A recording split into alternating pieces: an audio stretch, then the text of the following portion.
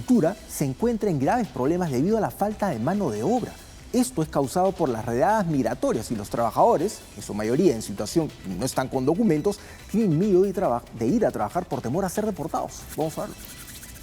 En los campos agrícolas de Homestead, en Florida, en donde la jornada comienza antes del amanecer, hoy hacen falta manos para trabajar la tierra. Un panorama que se repite a lo largo y ancho del país. El temor a terminar detenido y deportado es latente entre quienes trabajan en el campo. Casi la mitad de la fuerza agrícola del país no tiene papeles y uno de sus mayores miedos es caer en una redada. A veces no dan deseos de ir a trabajar. Queremos quedarnos en casa para que no nos pase nada. Sales de tu casa, no sé, encomendándose a Dios, me voy con bien y regreso con bien a mi casa. Ese es el temor de nosotros como padres que tenemos hijos de por medio.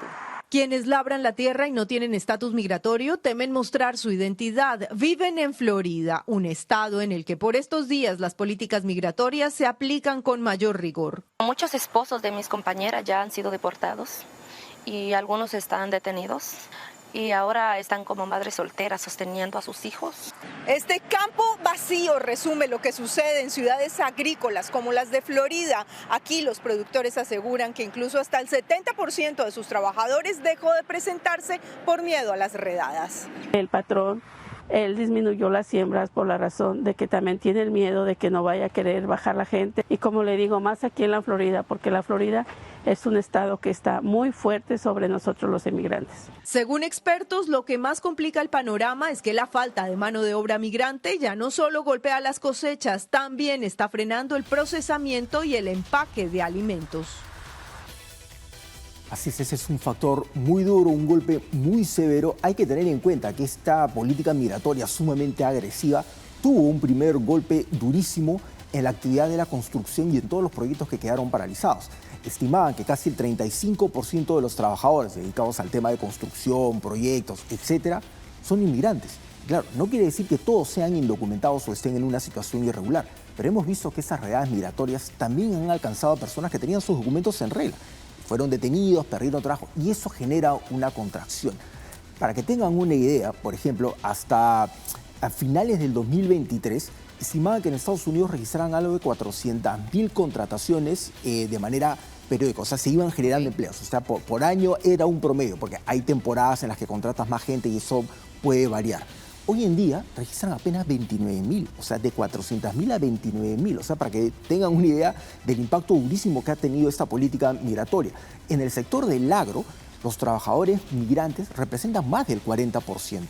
Entonces, en casos como Florida, por ejemplo, donde sí el grueso de los trabajadores, estoy hablando de una cifra general, ese 40% en todo el país, pero solamente en Florida es mucho más, puede llegar a un 70%.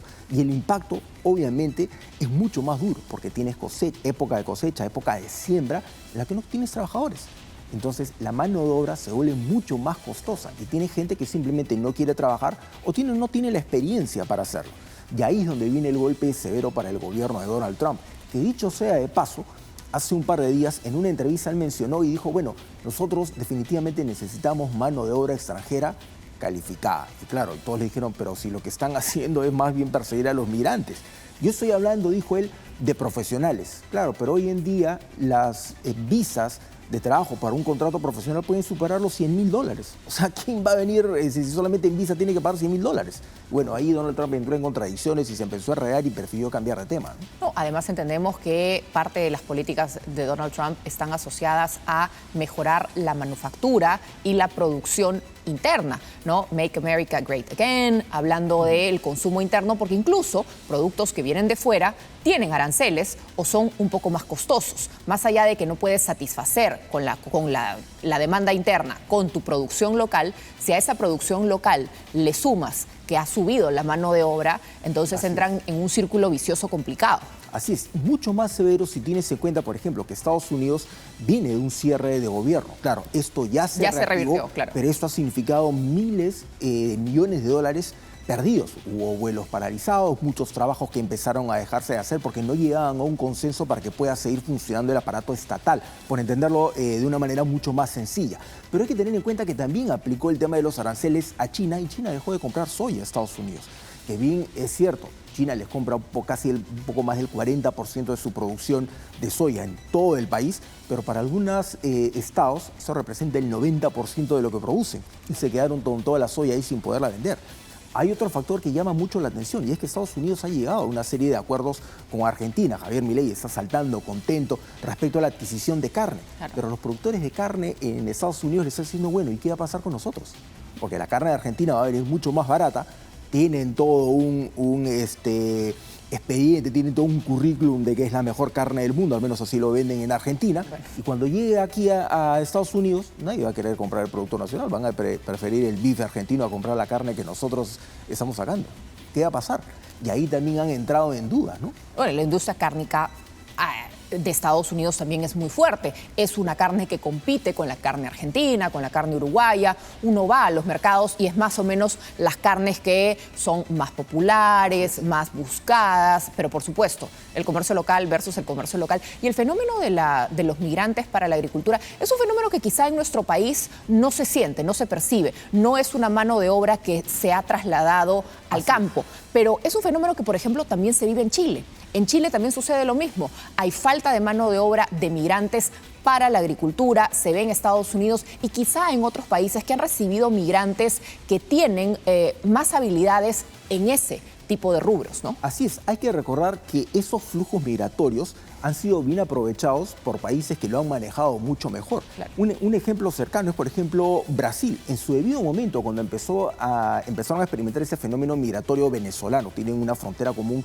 con Venezuela, principalmente en la zona de Roraima, ellos empezaron a hacer una especie de censo. Y dijeron, bueno, ¿qué es lo que necesitamos? Profesores, médicos, veterinarios, etcétera. Y a todas estas personas les daban una serie de facilidades para que se incorporen a la fuerza laboral. O sea, contrario a lo que mucha gente pensaba, bueno, acá nos falta esto, bueno, vamos a incorporarlos con una serie de beneficios. Y supieron torear bien esta situación. Vamos a ver cómo va pasando los Estados Unidos, porque obviamente al ser una nación grande, la nación más poderosa del mundo, lo que le pueda ocurrir repercute en los países más pequeños como nosotros.